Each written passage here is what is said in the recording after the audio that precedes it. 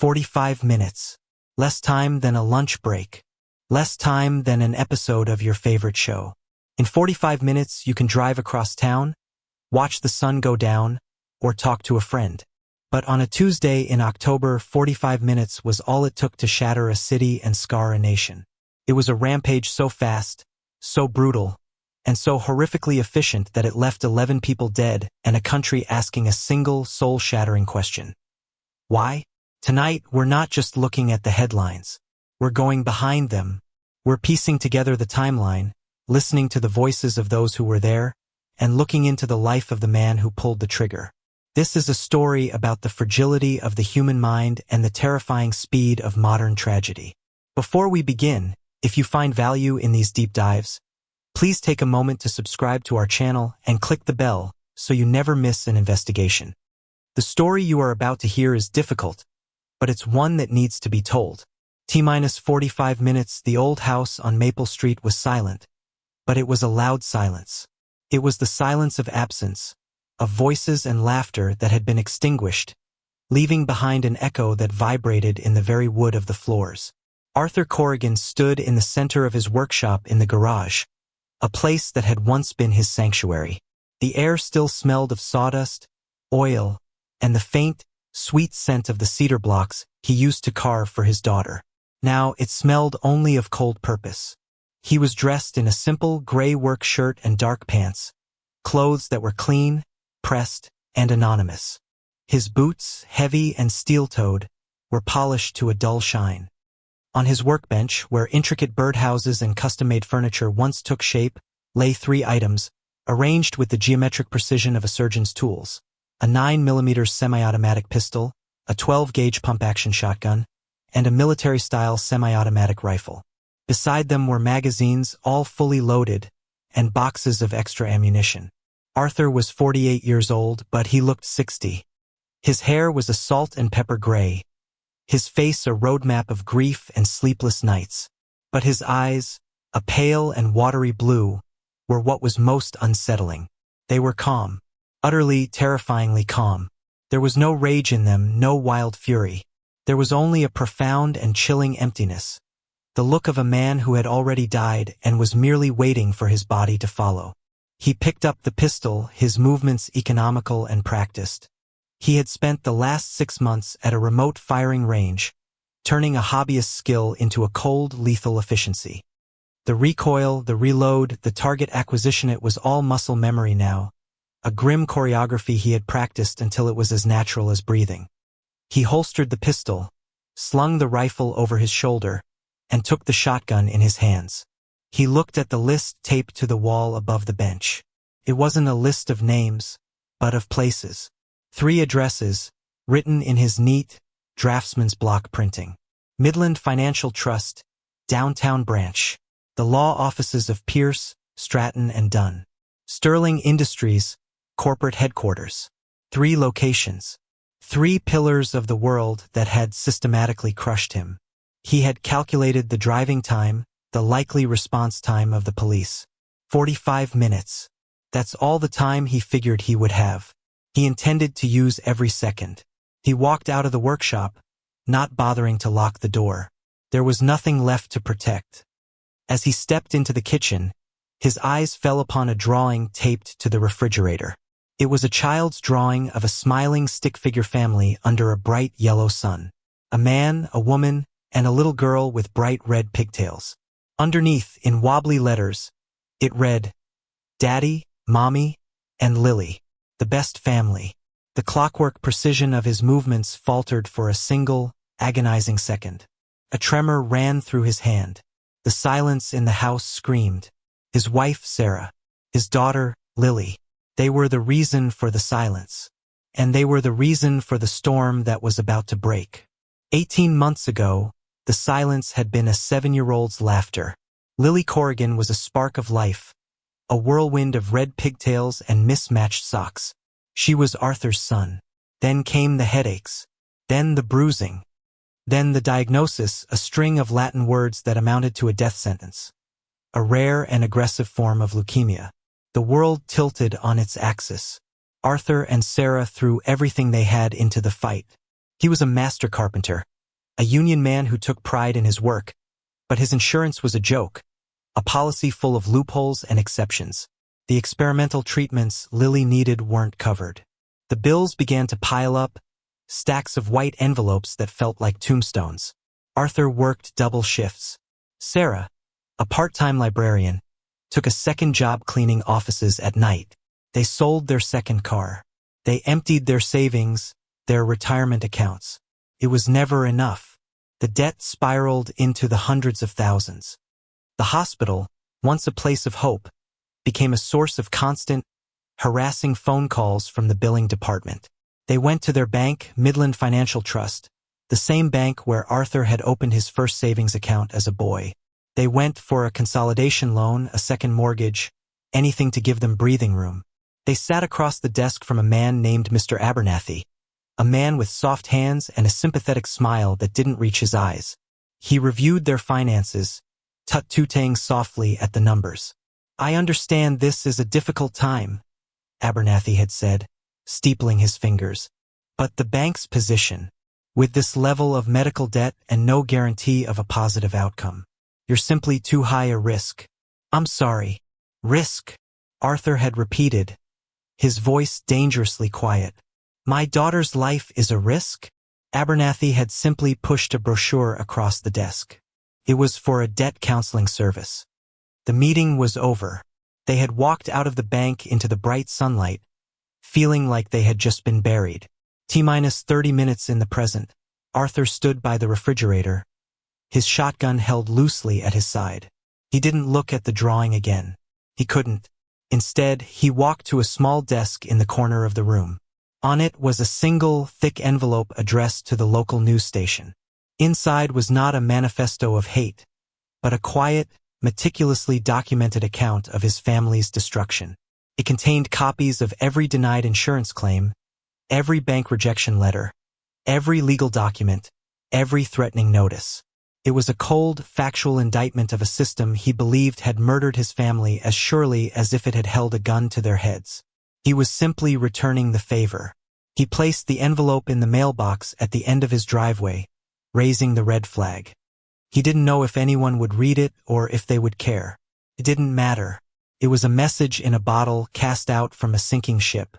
He got into his unremarkable 10-year-old pickup truck. The engine turned over with a familiar rumble. The guns were on the passenger seat, covered by a thick blanket. To any casual observer, he was just another working man heading out for the day. He pulled away from the curb, not looking back at the empty house. His first destination was 12 minutes away. As he drove, his mind drifted to the second address on his list. The lawyers. A year ago, hope came in the form of a potential lawsuit. The factory where Arthur had worked for 20 years, Sterling Industries, had been using a chemical degreaser that was later linked to a host of cancers, including childhood leukemia. The plant was situated less than a mile from their home, and a local environmental group had found evidence of the chemical in the groundwater. It was a long shot, but it was their only shot. They hired the best law firm they could afford, Pierce, Stratton, and Dunn. They met with a junior partner, a sharp, ambitious young man named Daniel Pierce. He was confident, reassuring. He talked about justice, about corporate responsibility, about making Sterling pay. The legal process was a grinding, soul-crushing machine. There were depositions, motions, delays. Arthur lost weeks of work they desperately needed, to sit in sterile conference rooms. The legal bills mounted, adding another layer to their suffocating debt. And then, 6 months into the case, the firm dropped them. The official reason was a conflict of interest. A senior partner, it turned out, sat on the board of a company that had just merged with Sterling Industries' parent corporation. The conflict was real, but the timing was devastating. Arthur had cornered Daniel Pierce in the parking garage of his opulent office building. "You can't do this," Arthur had pleaded, the paper with the legal notice trembling in his hand. "We have nothing left." Pierce had looked uncomfortable. He had straightened his tie, avoiding Arthur's gaze. "My hands are tied, Art. It's a firm decision. We'll forward your case files to another attorney. We've even waived our fees for the last month." He had said it like it was a grand gesture of charity. waiving a month's fees when they had already bled them dry for 5. Justice? Arthur had spat, the word tasting like ash. You don't know the first thing about it. Pierce had just shaken his head and walked away, leaving Arthur standing alone among the luxury cars. They tried to find another lawyer, but no one would touch the case.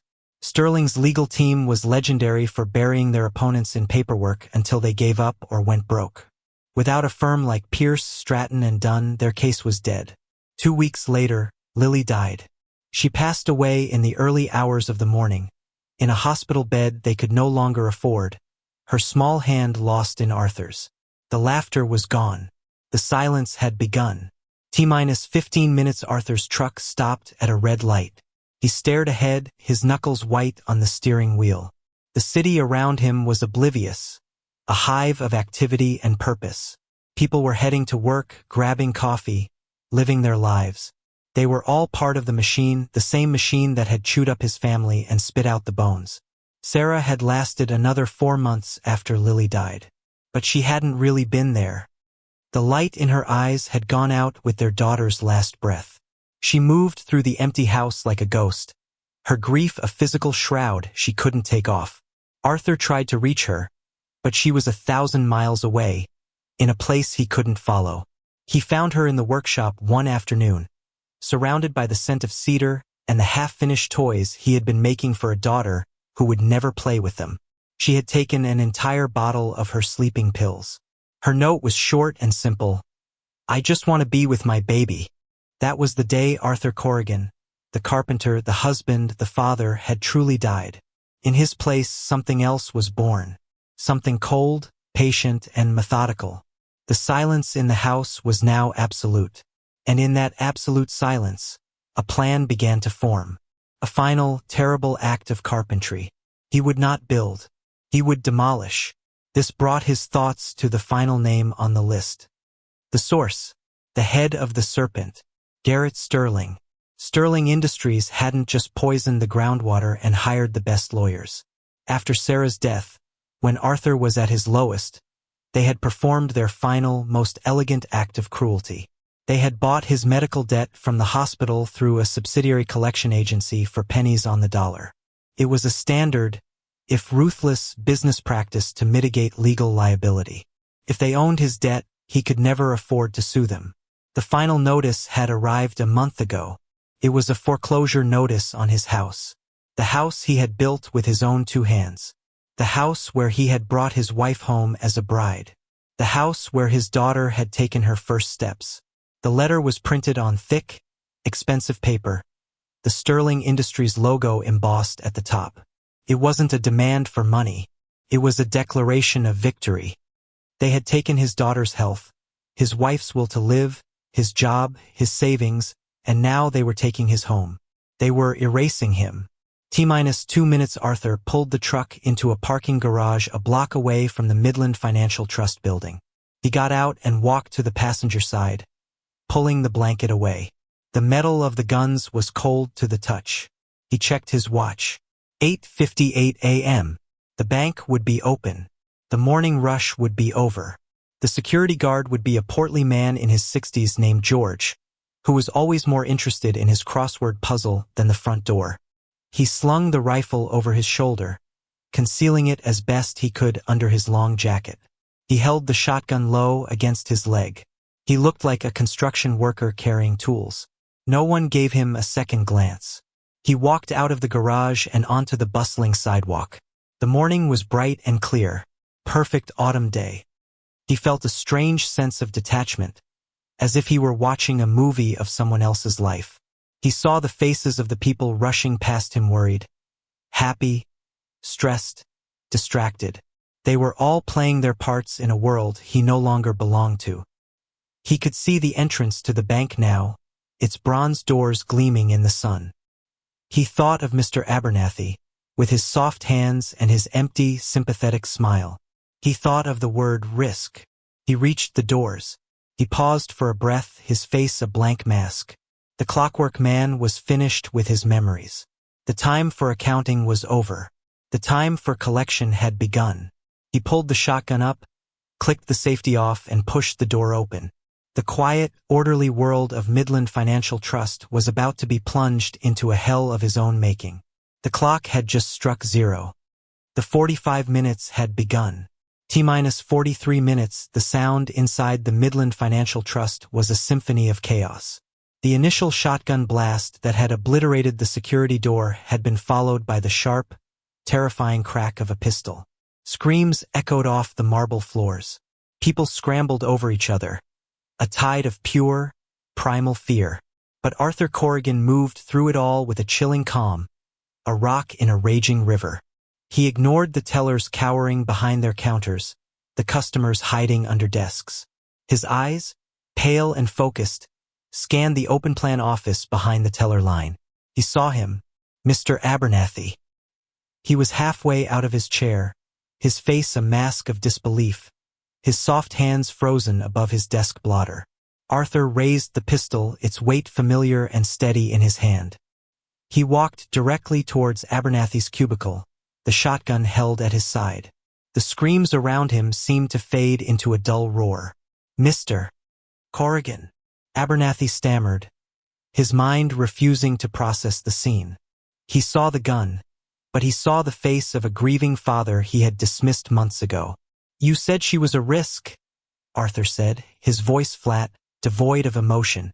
He was now just 10 feet away. "My daughter, a high-risk liability." George, the 60-year-old security guard, finally reacted. Years of routine and boredom were shattered by a surge of adrenaline and duty. He drew his own service revolver, his hands trembling. "Drop the weapon. Police, drop it now," he yelled, his voice cracking. Arthur didn't turn. He didn't even flinch. Without taking his eyes off Abernathy, he fired the pistol twice. The first shot hit George in the chest, throwing him back against a water cooler. The second was for Abernathy. The bullet shattered the glass partition of his cubicle and struck him in the shoulder. He cried out, a sound of pain and surprise, and fell from his chair. Arthur stepped over the fallen guard without a glance. He stood over the whimpering banker who was clutching his bleeding shoulder. Abernathy looked up at him, his eyes swimming with terror. "Please," he begged. "My family. I have children." "So did I," Arthur said. He leveled the shotgun. The blast was deafening in the enclosed space.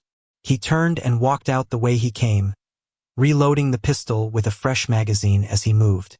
The entire event inside the bank had taken less than 90 seconds. He stepped back out into the bright autumn sunshine.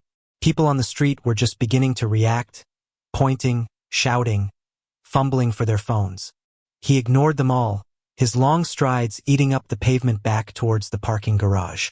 The first sirens were beginning to wail in the distance. He had known they would. They were part of his calculation. Detective Kate Morrison's unmarked sedan screamed through traffic. Her knuckles were white on the steering wheel. The radio was a cacophony of frantic, overlapping reports. Multiple shots fired. Midland Financial. At least 2 fatalities. Morrison, a 15-year veteran with tired eyes and a mind that saw the city in patterns, felt a cold dread in the pit of her stomach. This didn't sound like a robbery. Robbers want money. They shout, they intimidate, but they usually don't open fire with a shotgun just to get in the door. This was something else. This was rage. When she arrived, the scene was a controlled nightmare. Uniformed officers were establishing a perimeter, their faces grim. Paramedics were working on a handful of people with minor injuries from the panic. Morrison ducked under the crime scene tape and entered the bank. The air was thick with the coppery smell of blood and the acrid scent of gunpowder. The juxtaposition of the horrific violence with the mundane setting, the chained pens, the bowls of complimentary candy, the next teller please signs made it all the more grotesque. Her partner, Detective Ben Carter, met her by the entrance. "It's a slaughter, Kate," he said, his voice low. "Guard's dead. Banker over there, name's Abernathy, he's gone." Shooter walked in, targeted him specifically, and walked out. Didn't take a dime. "Witnesses?" Morrison asked, her eyes sweeping the scene, absorbing every detail. "Shaken, but we're getting a consistent description. White male, late 40s, graying hair. Dressed like a workman. carried a pistol and a shotgun. But the weirdest thing? They all say he was calm, like he was clocking in for a shift. The Clockwork Man, Morrison murmured to herself. She had seen it before, killers who operated with a terrifying detachment, their humanity burned away by some private grief or rage. Get me the security footage, every angle, and pull everything we can on the victim, Abernathy. I want to know if he had any enemies angry enough to do this. As Carter moved off, Morrison's phone buzzed. It was dispatch. Her blood ran cold as she listened. Another 911 call just came in. The dispatcher's voice was tight with stress. Active shooter reported at the law offices of Pierce, Stratton, and Dunn. 30th floor of the Meridian Tower. That's 6 blocks from your current location. Morrison looked at the carnage around her, then at the clock on the wall. It had been less than 10 minutes since the first call. It wasn't possible. She grabbed her radio. All units, be advised, we may have a coordinated attack. Or the same shooter. He's moving. Her mind was racing, trying to find the pattern. A bank. A high-end law firm. What was the connection? T-minus 25 minutes. Arthur's truck wove through the growing chaos. He could hear more sirens now, converging on the bank he had just left. It was the soundtrack to his work. He drove calmly, obeying the traffic laws, a ghost in the machine. He parked in another garage, this one attached to the gleaming, glass and steel Meridian Tower. He left the shotgun on the seat, covering it with the blanket. It was too unwieldy for the close quarters of an office building. The rifle, slung under his jacket, and the pistol holstered at his hip would be his tools for this part of the job. The lobby of the tower was a cathedral of commerce. People in expensive suits rushed about, talking into phones, their faces a mixture of ambition and anxiety. No one noticed the quiet man in the work shirt. The news of the bank shooting hadn't fully permeated the city's consciousness yet. To them, the sirens were just background noise. He rode the elevator to the 30th floor, standing in the back, his face a stony mask. The elevator chimed softly, and the doors opened onto a hushed, carpeted reception area. A large silver logo on the wall read Pierce, Stratton, and Dunn. A young woman at the desk gave him a polite, questioning smile. "Can I help you?" she asked. Arthur didn't answer. He drew his pistol. Her smile dissolved into a small O of terror. He walked past her, down a long hallway lined with offices. He remembered the layout from his meetings here, the memory burned into his brain. He was looking for Daniel Pierce's office. He found it at the end of the hall. The door was ajar. Inside, Daniel Pierce was on the phone, laughing at something the person on the other end had said. He was leaning back in his expensive leather chair, his feet up on a desk that was bigger than the Corrigan's dining table. Arthur pushed the door open. Pierce looked up, his smile fading as he saw Arthur's face, then the gun in his hand. "Oh my God," he whispered into the phone. He dropped the receiver. "My hands are tied, Art," Arthur said, repeating the words Pierce had spoken to him in the parking garage. A firm decision. "Corrigan." "Wait," Pierce stammered, raising his hands. "We can talk about this. Money. I can get you money. Whatever you need." "You think this is about money?" Arthur asked, a flicker of something, not rage, but a deep, sorrowful contempt in his voice. He took a step into the office. "You sold my daughter's life for a corporate merger. You talked about justice, and you sold it to the highest bidder." From the hallway, a man's voice shouted, "Hey, what's going on in there?" A senior partner had emerged from his office, drawn by the strange silence from the reception area. Arthur fired once without looking through the office wall. A muffled thump and a scream answered. Pierce used the distraction to lunge for a heavy glass award on his desk. He threw it at Arthur. The motion was clumsy, desperate. Arthur sidestepped it easily, and the award shattered against the wall behind him. The calm in Arthur's eyes finally broke. The mask cracked. This man, this symbol of casual betrayal, was fighting back. He had shown no fight for Lily, but he would fight for himself. The clockwork precision dissolved into a hot, messy rage. He opened fire. The pistol's roar was deafening. He didn't stop when Pierce fell. He kept firing into the crumpled body, erasing the man who had erased his hope. He turned, breathing heavily, and walked back into the hallway. The receptionist was gone. People were screaming, doors were slamming shut. The office was in chaos. He saw a face peek out from an office door down the hall. He raised the pistol and fired. Glass shattered. More screams. He started walking towards the elevator. No longer a surgical striker, but a storm of pure destruction. He was no longer just targeting the architects of his pain. He was targeting their world. He fired into office doors, into computer monitors, into the framed portraits of the firm's founding partners that lined the walls. Each shot was a punctuation mark in a final, terrible statement. He reached the reception area and shot the large, silver logo on the wall until it was an unrecognizable mess of twisted metal. He jabbed the elevator button. As he waited, he reloaded his pistol, the empty magazine clattering to the plush carpet. The doors chimed open. He stepped inside, leaving behind a new circle of hell. By the time Detective Morrison's team arrived and began the slow, terrifying process of clearing the 30th floor, they would find 4 more bodies. Daniel Pierce, 2 other attorneys, and a paralegal who had been in the wrong place at the wrong time. The clock was still ticking. The rampage was escalating. And the Clockwork Man was heading for his final target. T-minus 10 minutes, the city was now a screaming nerve. Every police officer, every SWAT team, every available first responder was mobilized. The news channels had abandoned all other stories. Their broadcasts a frantic loop of aerial shots, panicked eyewitness accounts, and the ever-climbing death toll. New York had become a hunting ground, and the identity of the hunter was still a terrifying mystery. In a hastily assembled command center, Detective Kate Morrison stood before a whiteboard, her face pale. On it were 2 addresses, Midland Financial Trust and Pierce, Stratton and Dunn. 6 dead so far. There has to be a link, she said, her voice tight. Get me a list of every major client, every lawsuit, every financial transaction that connects that bank and that law firm in the last 5 years. It was a monumental task, but analysts were already on it, their fingers flying across keyboards.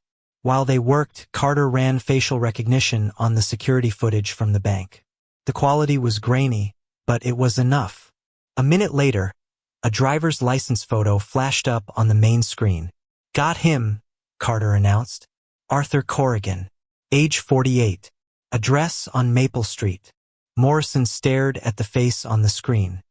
It was an ordinary face, the face of a man you wouldn't look at twice. What's his story?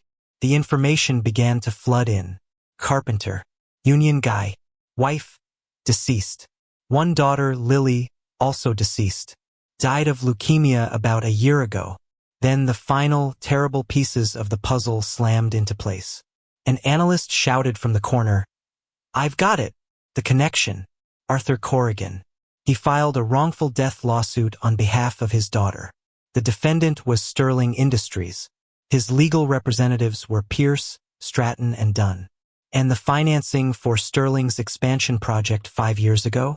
Underwritten by a consortium of banks, led by Midland Financial Trust.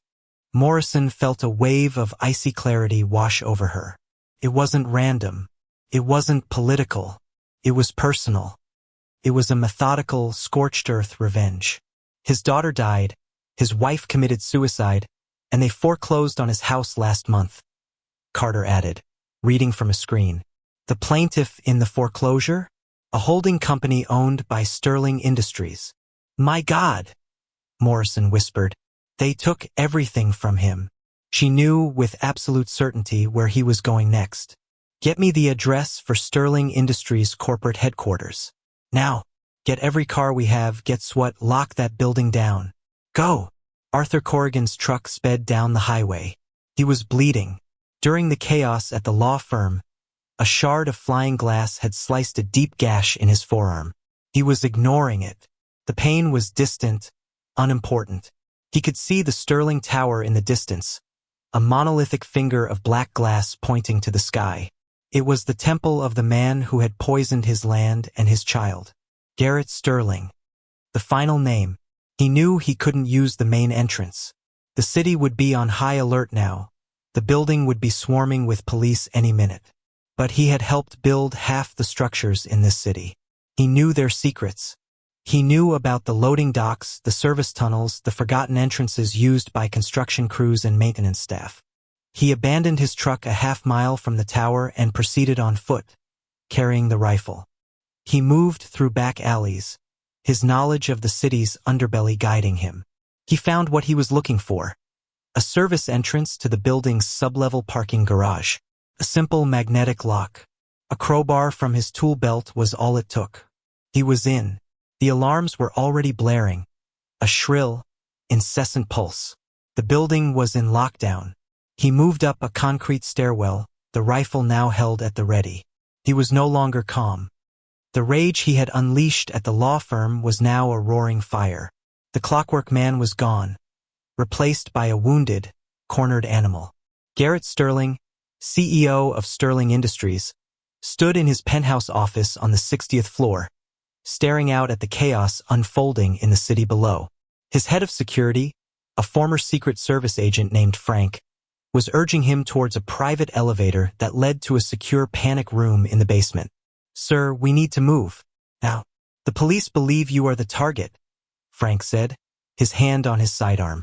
Sterling, a man in his late 60s with an air of absolute, unshakable authority, shook his head. "Don't be absurd, Frank. This is some crazed lunatic. It has nothing to do with me."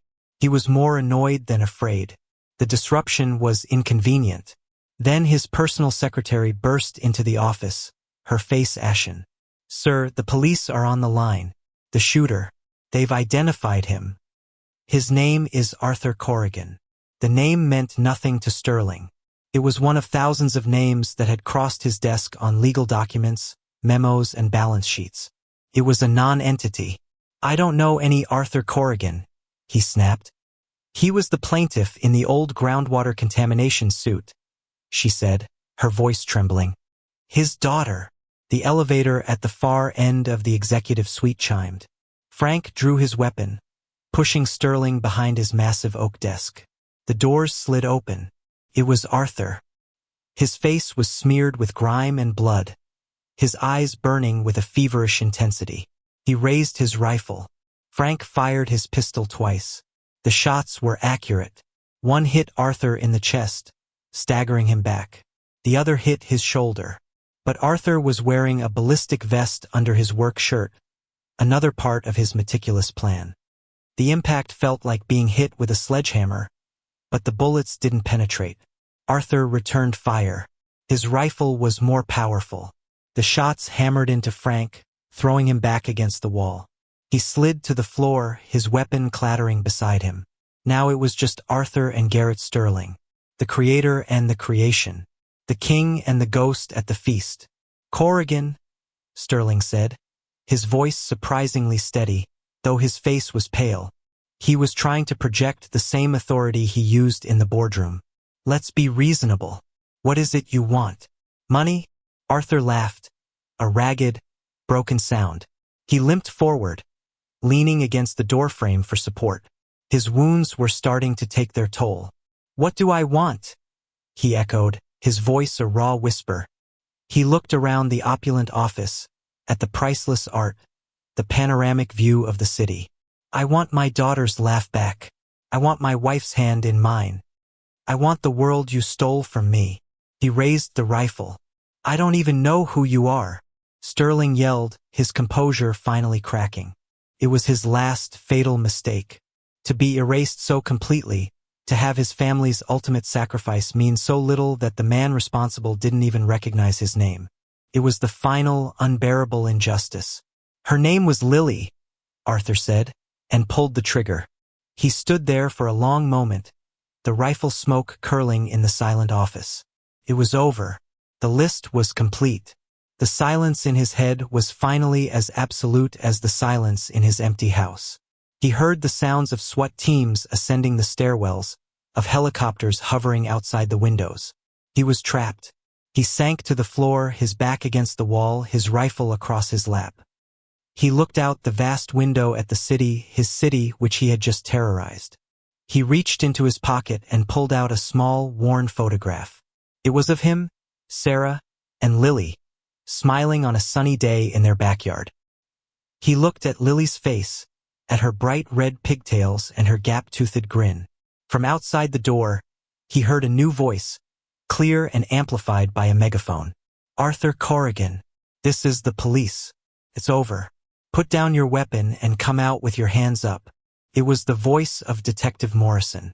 She had made it, but she was too late. Arthur Corrigan looked at the photo, then at the rifle in his lap. He had sent his message. He had collected his debts. There was nothing left to say. He put the barrel of his own pistol under his chin. Morrison, standing with the SWAT team down the hall, heard one last muffled shot. When they finally breached the office, they found a scene of carnage that would be on the front page of every newspaper in the world. They found the body of one of the most powerful men in the country. And they found a dead carpenter, a clockwork man whose time had finally run out, still clutching a picture of the family for whom he had torn the world apart. Later that day, a bewildered intern at the Channel 4 news station would open a thick envelope that had arrived in the mail. Inside, he would not find a madman's rant, but a cold, quiet, and meticulously documented story of a family's destruction. The story of the 45 minutes would be one of horror and bloodshed. But the story inside the envelope would ask a far more disturbing question. How many more Arthur Corrigans were out there, ticking away in the silence?